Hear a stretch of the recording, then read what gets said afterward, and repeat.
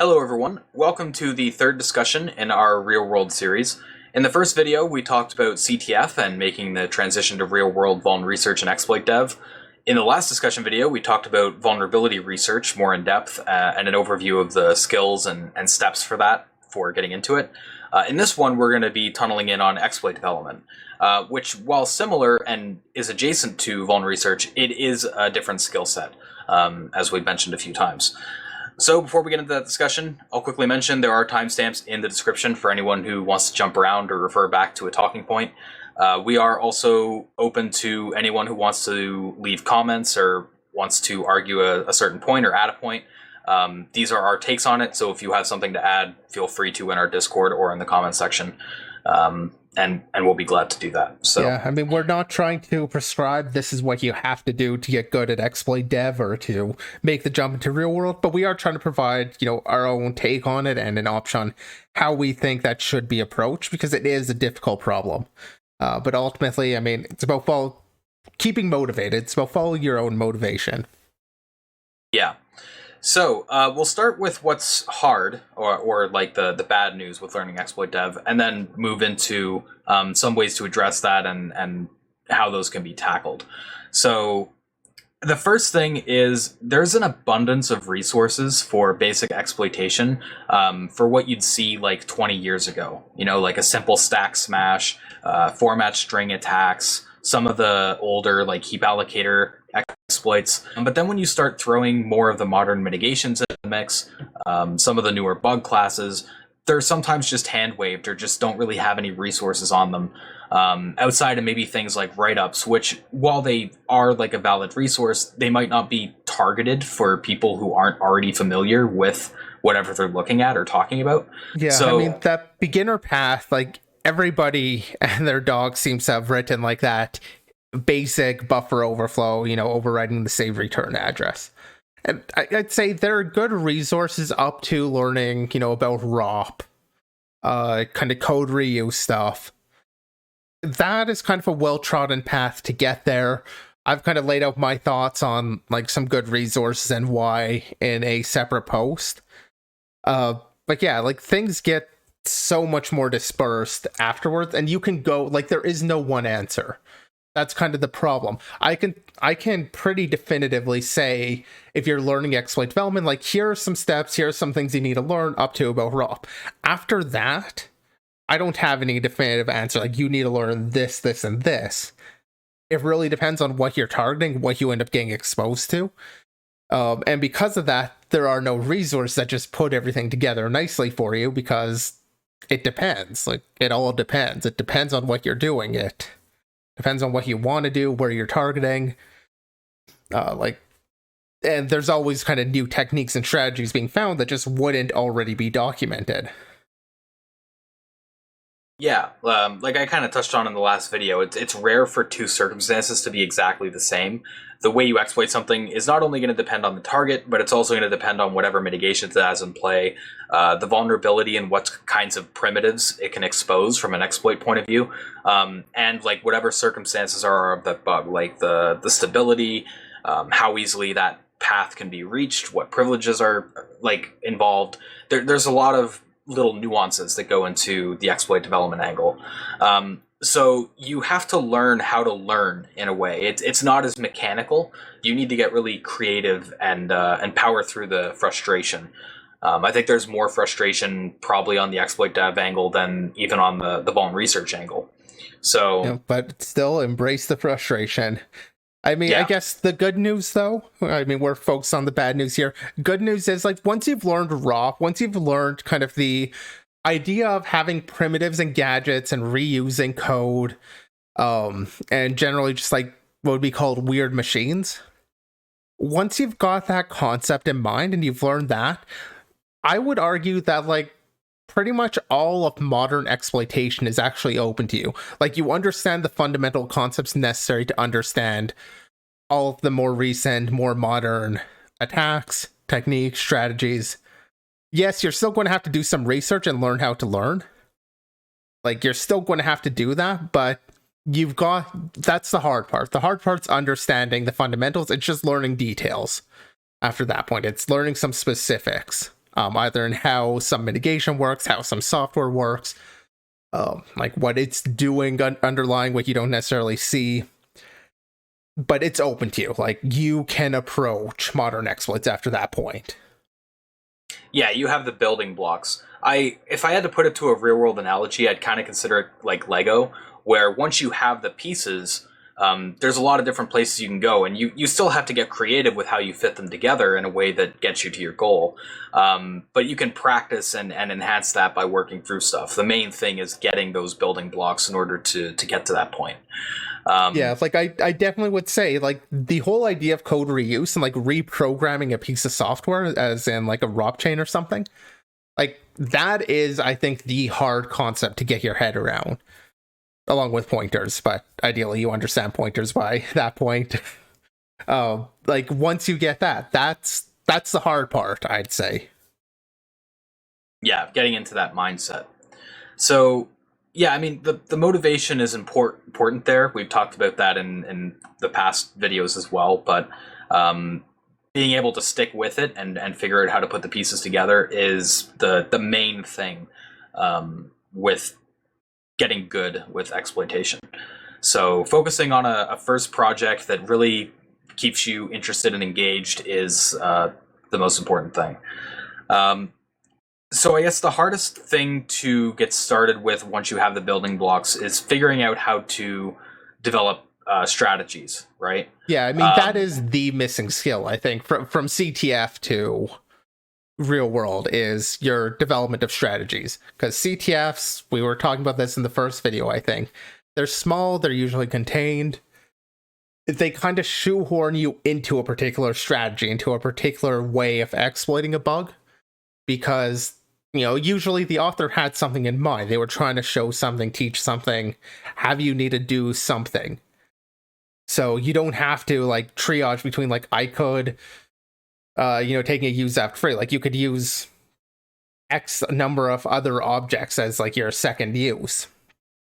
How do you choose between them? How do you decide on the strategy to actually attack it is just this entirely missing skill, I think, from a lot of CTFs. You don't have to deal with it in the same scope that you do in the real world. Yeah. So, like I said, choosing that initial target that keeps you interested is the main thing. Also, this is something you've recommended, Z, is choosing something to do on your off time, or what you call like a procrastination project, which is helpful for like avoiding burnout, because it is very easy to get burned out when you're doing vuln research and exploit dev, focusing on the same thing every day. So choosing another project that's also fun, that is like different and allows you to keep your mind off, or take your mind off the main thing you're working on, that can also be a very useful project to have. Like, I know even some of the big companies like Google, they have like their 80-20 projects, and I think it's kind of the same reasoning. Yeah, I think it's a 20% time, I think it's called at Google there, where you get a day a week pretty much, or I'm not sure if you can like aggregate some of them together or whatever, but like you get to spend a day just working on something that's interesting to you. With the procrastination project, the way I think about it is I'm going to procrastinate because I procrastinate. I know I do that. So I'll have a second project that's still something I want to get done. That way it's like I procrastinate from the thing I'm supposed to be doing with another thing that I should be doing.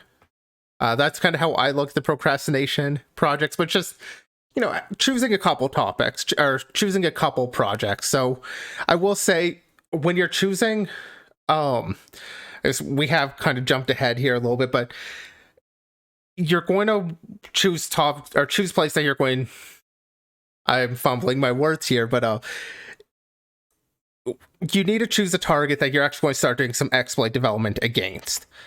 Unlike with vulnerability research, where I recommended choosing something that, maybe isn't too picked over, maybe doesn't have a lot of research going into it, it's kind of the opposite when it comes to the exploit development. You should choose some that actually does have a pretty long history of public research. Ideally, again, open source, just don't toss the RE on it. It's a valuable skill. It's important to know. Like, I'm not trying to dismiss RE as like, you don't need it. It's just that extra layer that you don't need at first. You're still learning the same skills, so just focus on learning the fundamentals first. Don't like handicap yourself. So yeah, preferably open source. I mean, something like PHP or OpenOffice could be some fair topics. Linux kernel or VirtualBox if you want to go look like kernel or hypervisor stuff. Just some that has some history behind it, that people have looked at it. I'll say the big thing for me was browsers. I liked picking some Project Zero vulnerabilities from like Loki Hard or whatever, and trying to go from the crash and try to take that to an exploit. And not only did that help me learn exploitation, but it also gave me that final goal that I could use, like an exploit that I can reuse on like consoles or something. So that was a good end goal for me. Yeah, and I just wanted to plug that. Well, that is actually a really common piece of advice, just re-implementing old exploits or old vulnerabilities. It was the predominant piece of advice for myself too when I was learning, is just start re-implementing old exploits. I don't think it really works for modern exploits though, for like today's world. Mainly because a lot of exploits are just so much more complex now. It worked to just re-implement an exploit because it's like you were learning rough by doing that. Like there weren't any resource for that. You just kind of looked at how somebody did and figured things out. So it kind of falls short now, but re-implementing it doesn't force you to create new exploit strategies. We're just talking about how there's that one big missing skill of like your exploit strategies and coming up with them. Just re-implementing exploit doesn't really get you to do that. You just reuse whoever wrote the write-up, whoever did the original exploit. You're doing what they did. And that's where I'd say there are several kind of skills that you need to practice. And so reworking old exploits, rewriting them, re-implementing them is worthwhile. It does teach you about existing strategies, which you do end up reusing. Like, well, Spectre was saying that there isn't a lot of overlap, like every vulnerability is its own. Ultimately, though, like if you're doing Chrome exploits, your first couple stages are going to be unique, but then usually you get to a point where there's some exploit strategy you can follow, or I think more commonly people would call it the technique that you can kind of follow. Like later on, once you've gotten a few primitives, then you kind of have some more common steps. So like reworking or rewriting an exploit, you're going to learn those. You're going to get exposed to those. And I would recommend kind of playing around with just the primitives that you get there and that they give you, because it's going to give you that more intuitive understanding. Getting comfortable with chaining the primitives together is like the main thing there. And yeah, like you said, like with browsers, the common thing is once you have like an arbitrary read write, you're gonna like leak an object and fake an object. Fake obj and leak obj are like the two main things there, which I won't get into too much here because it's kind of off topic. But yeah, there are those common threads, I guess, once you have those basic primitives built. Getting to those primitives is the really tough part. Yeah. So like there is a benefit. What I'm saying though is there's a benefit to actually doing the like just the following a write-up, just to re-implementing that, but it's not the whole story. You need to still work on other skills. That's why I kind of take a more structured approach of what I recommend.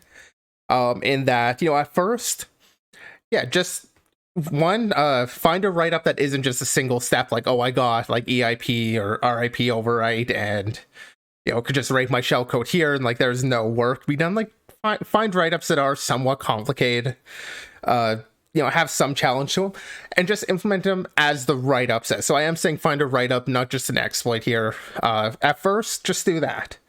But then what you'll want to do is after you've done that,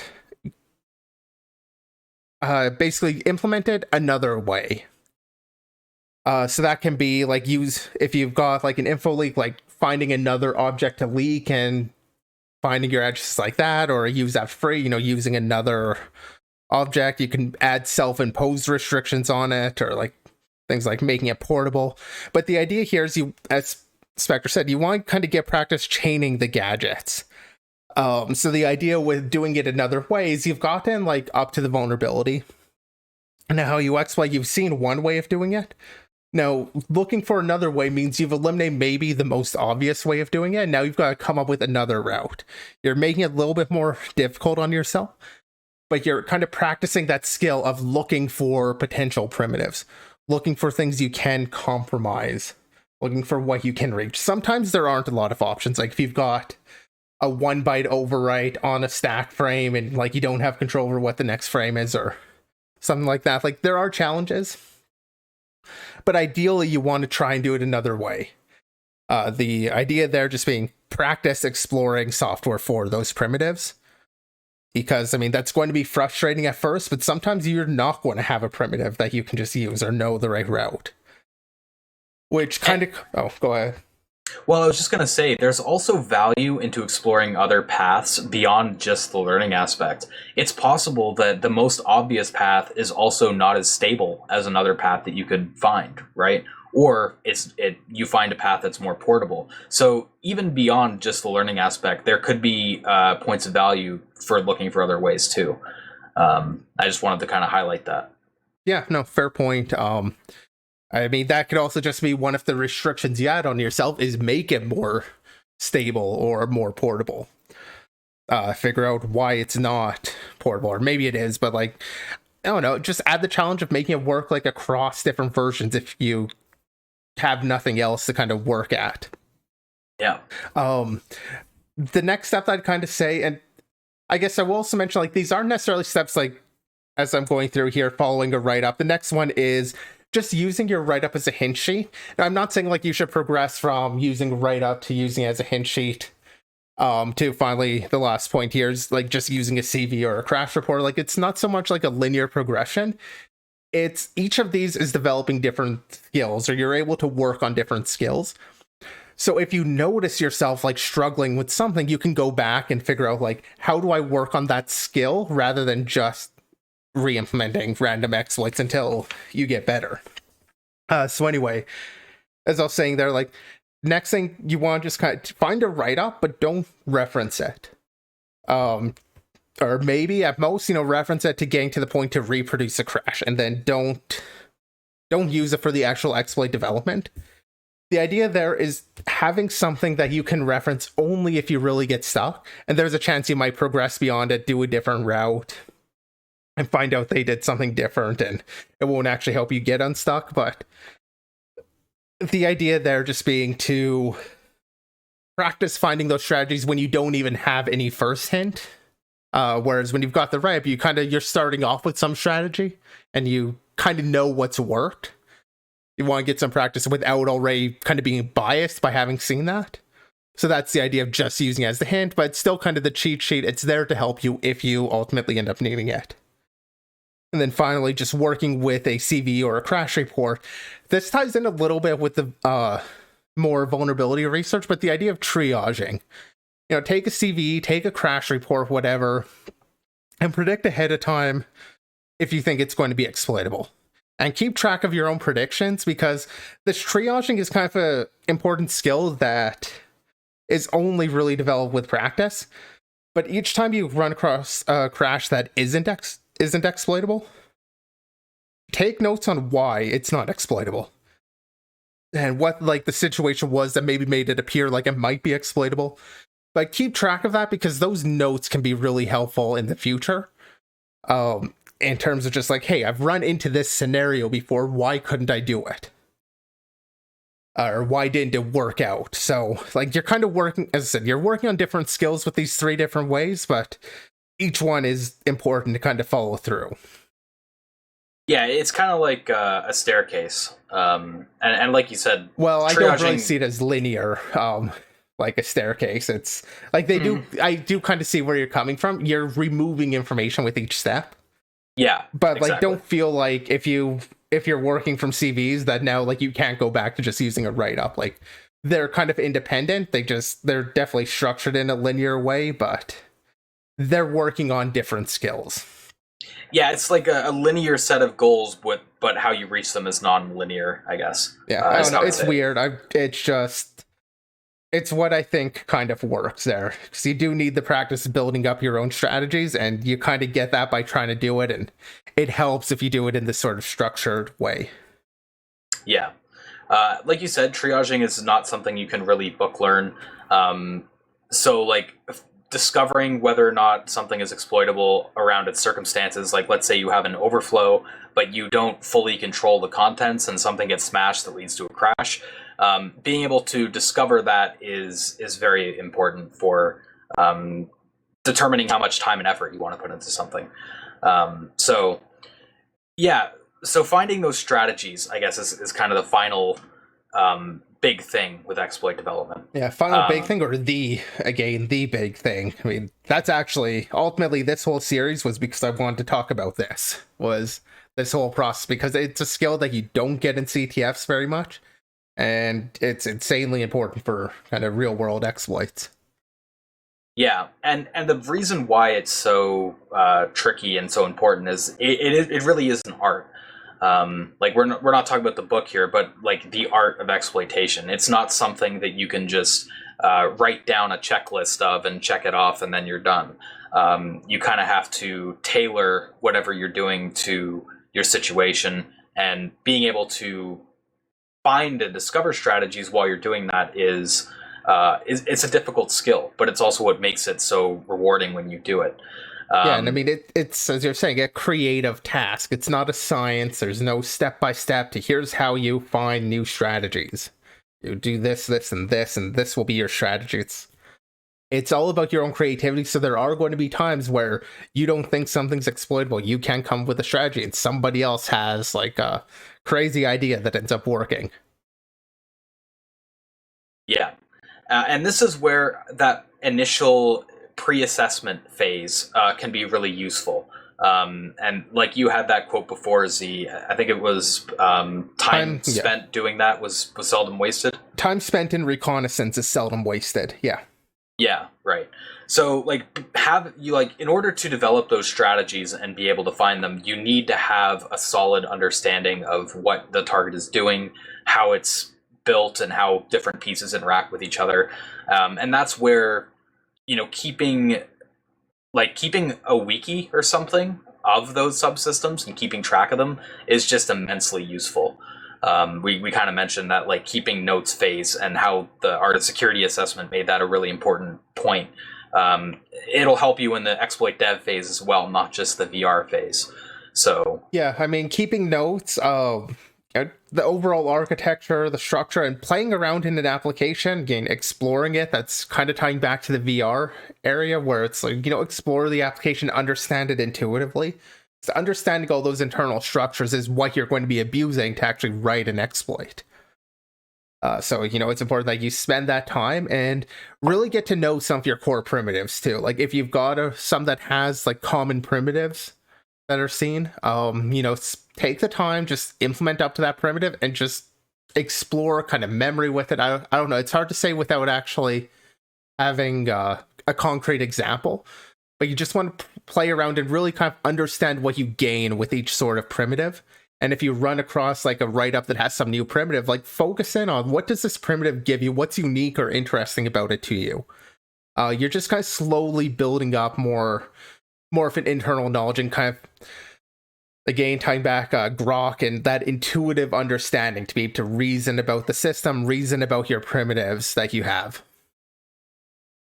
Yeah, so I'll say, like, as an example, browsers are just perfect for talking about primitives and chaining them together, because the browser is such a complex engine where that's basically the entire game, right? So let's say you get an out of bounds write on an array or something. You want to know, like, okay, where do I take that? Well, a common strategy in browsers is to take that and hit another JavaScript object or array in order to get an arbitrary read-write, which is more useful. Then you would use that to try to create a fake object and smash a vtable, and then you get code execution. Yeah, right? But let's say like you didn't know about the JavaScript array as an option. Obviously that's a well-known technique, but what if you don't know about that? You don't know that object exists. That's where like you're going to have to depend on your knowledge of how the system works to think about, there's this object here that has, I want to say the JS array has a size stored inline that you can overwrite. Am I correct with that one? Yeah. I haven't done any browser exploits, so I'm kind of just talking out of my ass with this one, but like if you didn't know about that JS array object, you need to rely on your knowledge just of the structure, so that's where your notes can really help there too. But yeah, like it's a hard problem because you've got to spend the time really understanding the code and understanding what you can do with like a linear overflow or a constrained write or something. Yeah. And again, that's just where like note taking is immensely useful. I've done some streams on our Twitch account of looking into the PS4 vulnerability that the Flow reported, and some may remember like I had like a notes file where I was looking at, okay, what are the possibilities that I can do here, and when I explore it, why would this be interesting and why might not it be interesting? And just that's kind of what you have to do. You just kind of have to work through it and explore all the possible options, see which one is the best fitting to what you want to try to do, and then just try to do it. Don't just try to like put it off and say, well, maybe that would work, but I'm too lazy to really explore that path. Yeah, if you so- do that, you're just kind of you're just going to be stuck in one place. Yeah, so there's actually two things that I want to say. First of all, that what if question, when you like, especially when you're learning, if you have the question, if it pops in, what if this, or could I do this, or something along that line, I wonder if something, just go and do it. Don't worry about what you're working on right then. Go and do whatever your question was. Solve that question. Figure it out. Could you do it? Is there a reason why? Take note of why it didn't work or did work. But just go and answer those questions, because over time you do that enough, you're going to build up that internal like knowledge base in your head about what works and what doesn't. But you need that exposure.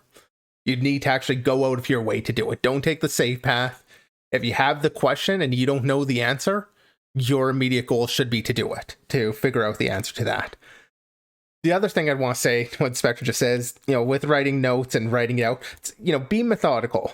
Write out what you have. Write out the primitives that you actually want, like what you want to gain. And, imagine the lines like what's missing. What are your missing links to get there? See if anything matches up, but like be methodical and write it all out. Having those notes is really useful I like to whiteboard. I like to draw things out and draw all my lines between everything.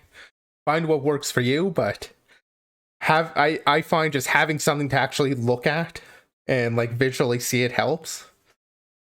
But ultimately, like, work on, why won't something work? Figure out how to eliminate possibilities. But when it comes down to it, take a break. I've been frustrated before and walked off, took a break, come back, a couple hours later, or maybe a shorter break, depends. But come back in like 20 minutes, I've got a solution. I don't know what the psychology behind that is. It seems like, your brain kind of keeps working on the problem in the background instead of foreground. I don't know, but it works. Take breaks and take them liberally. Well, it's just when you're in like a frustrated and angry state, it's really hard to think clearly and be able to think of how you could reach a goal. So it's kind of like that idea of hitting a target by just trying not to hit it for a little bit. And the other point with taking breaks, as well as the procrastination project, is just that you want to avoid that burnout if you can, because some people get taken out by burnout for a long time. It can take like months to recover from that. So don't go like super hard on a target and then burn yourself out for like a month or something. It's better to just take those breaks intermittently and be able to stay on track if you can manage to do that. Yeah, breaks are really important. I've always been somebody that takes some pretty long breaks and just walks away when I get frustrated. Come back to it with a calm mind, and I think that helps here. I will also mention, like, feel free, while you're learning, you don't want to kind of cheat and find how somebody else solved your exact exploit, but do get inspiration from the works of others. Like, there are so many people have presented at conferences, put out white papers, put out blog posts. There's so many resources out there that, like, to not use them, I think would be a waste. So get inspiration from other people. Ask around if you can. Obviously, when we're talking about actual vulnerabilities, days, it's a bit rough to actually ask. You kind of need to know how to ask the right questions, ask them in a way that isn't going to expose the vulnerability, but still like breaking your question down in the right way. But ultimately, like, rely on others. you can do it solo, but working in a team is generally a lot better. And even if you're not working with them, like I was saying about the conference presentations, like being aware of other write-ups, reading those, seeing how other people have solved maybe the same problem, maybe something completely different. You'd be surprised sometimes how, inspiration comes in the weirdest way. Like I said, it's an art, not a science. So you can have these kind of eureka moments, I guess, or crazy ideas coming out of nowhere. Yeah, I mean, I've kind of already plugged them, but I've used Project Zero as a source of inspiration in the past, especially some people like Ned Williamson. He put out a post that we covered on the podcast recently that talked about fuzzing X and U. And there was just like some really interesting stuff in there that I hadn't really thought about, that I was thinking like this could be applied in other areas. And I feel like people should really give this a read to get that inspiration, and those ideas to take to whatever you're trying to do. So yeah, Project Zero is like my main source of that, and as well like the conference talks like you mentioned. Yeah, I mean, I'll call out specifically for me, the big eye-opener to like the art behind so much exploitation was Maleficarium. I'll say, I don't remember what year that was from, mid-2000s. I just don't remember the exact year, but it was where like a lot of those House of Whatever attacks were kind of coined. They weren't performed, like there was no code actually showing they were vulnerable. It was just talking about the potential vulnerabilities. Then it was Days Maleficarium that actually formalized them, I guess, a couple years later. But reading that was like a huge inspiration for me in my teens. And it's just like the potential for attacking things in, I guess, less obvious ways, especially at the time where it was mostly, stack buffer overflows. For me, like that was a huge resource. I even recommend people still read it now, not because they're going to follow those attacks, but because I think it's just eye-opening to see the type of attacks that came out, just against heap allocators. Yeah, so it's kind of funny. I was just thinking about it. We were talking about like exploitation being an art and how it's a creative assignment, not really a science. That said, like there are some places where you can apply like the scientific method, I guess, like with the methodological approach of writing it out. But yeah, it's just kind of funny how those fit together a little bit. So in the past couple videos, we have mentioned the podcast a few times. So I will say, if you're interested in seeing like the types of issues that are seen in modern software, we do cover those on our podcast. Like whatever issues are prominent in the week and that we found interesting, we'll cover those. And that's kind of a good source of just seeing where exploitation is and what's involved in some of these targets. It gives you kind of that T-shaped knowledge, like a breadth of knowledge across some different areas and products that you've never really found interesting or never really thought to look at. But when you look at like write-ups or whatever that other people have done, maybe you will get interested in that target. Or just like I said, there might be takeaways that you can apply to something you're already looking at. So yeah, you might just gain some inspiration. You might see trends that really you didn't before. I mean, obviously we're shouting out our own thing here by mentioning the podcast, but just in general, like even before, but like you should be doing some work, as we talked about, re-implementing and implementing your own exploits, but you learn a lot by doing that, by just getting that hands-on experience yourself. You're going to get like, a ton of knowledge of that by really playing around and exploring it, and you need to do that. Like that is an essential step, is like that hands-on exploration with like these primitives with the exploits. Once you've got that though, with what we talked about, like you're getting part of the way there in a lot less time by just reading a write-up. You're not getting the same amount of information. It's not as good as trying to do it yourself, but you're getting a lot of information that you can use out of it. Like I'd say you're getting like, 70% of the way there instead of maybe 90 or 100% of the information you could pull out of it. But you're getting in like 20% of the time or something.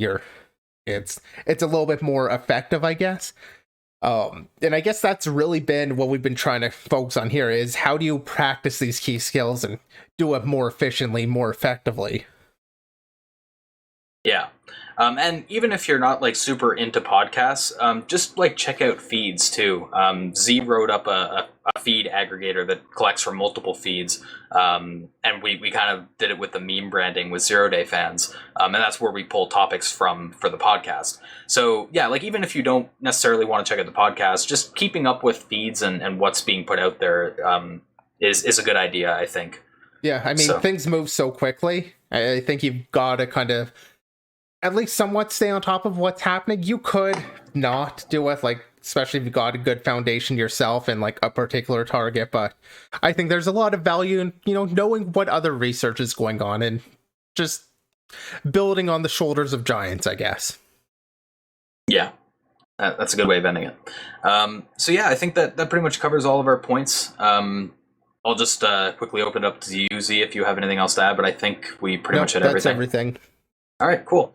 So that concludes our little series on transitioning from CTF to real world and getting started on vuln research and exploit dev. Thank you to everyone who checked it out. Check back for more discussion videos on our channel. They're not totally regular, but we do put them out every now and again. So subscribe and check out our Discord. We also put any content or live streams or whatever. We'll announce that on Discord. And as well, like we've said in all the discussion videos, if you have any comments that you want to make or any points, we'd love to receive those in the Discord as well. We do have some cool discussions in there sometimes, so don't be afraid to hop in there with your own thoughts. But yeah, we'll pretty much wrap it up there. We'll see you guys in the next discussion video. Yeah, and I'll wrap up with kind of one last comment, I guess. I know I said I didn't have one, but ultimately with like exploit dev, with VR, you've got to embrace frustration. It can be one of the most frustrating things you do, and yet also rewarding when you're kind of successful, but you never reach a point where you're just able to solve every exploit, every vulnerability immediately. Frustration is part of this work, so don't expect that to go away. You just got to embrace it accordingly.